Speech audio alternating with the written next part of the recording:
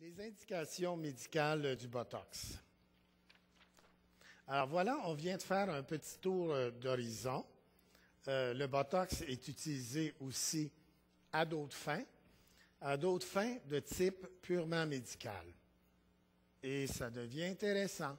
Et c'est plus intéressant pour les gens quand on parle d'une substance et qu'elle est curative ou thérapeutique. On dirait qu'elle retrouve tout de suite plus de lettres de noblesse.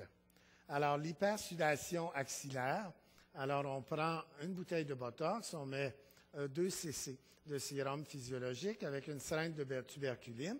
On met 50 unités de chaque côté. Il va falloir que j'accélère, hein? Alors, aussi l'hypersudation entre et sous les seins, c'est une joueuse de tennis bien connue.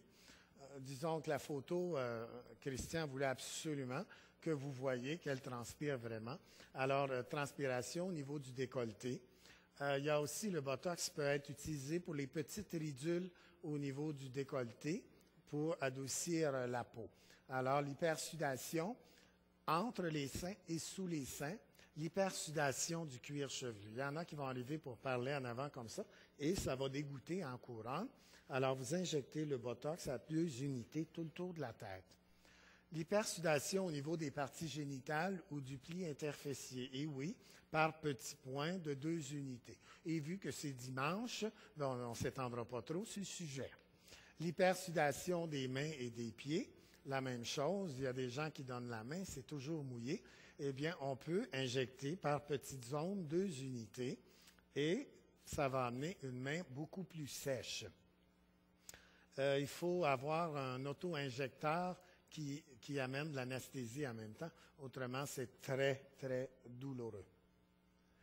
Et maintenant, les indications thérapeutiques. L'usage purement médical, on en a parlé.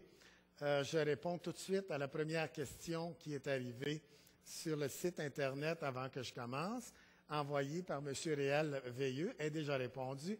Oui, nous pouvons traiter la céphalie de tension. Oui, nous pouvons traiter la migraine à l'aide d'injections de Botox. Et la plupart du temps, ce sont des neurologues qui vont traiter ces problèmes.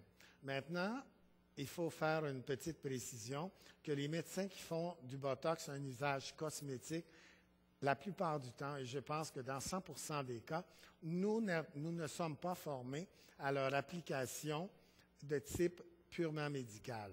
Alors, il faut se référer aux spécialistes en la matière. Dans les cas de céphalie de tension et de migraine, il s'agit de neurologues. Dans les cas de blépharospasme, c'est-à-dire des contractions, parfois ici, continuellement, ceux-là, parfois on les fait, mais le blépharospasme en tant que tel, et c'est un médecin ophtalmologiste. Le torticolis chronique, le neurologue, hein, les enfants qui viennent au monde et qui sont continuellement, on fait relâcher le muscle. On ne vient pas au monde, comme je le disais tantôt, tous sur la même étoile. On ne vient pas au monde tous égales. On est tous différents et c'est ce qui fait la beauté. Même si au Québec, on a tenté de niveler par le bas puis dire qu'on était tous égales puis qu'on valait toute la même chose dans la société.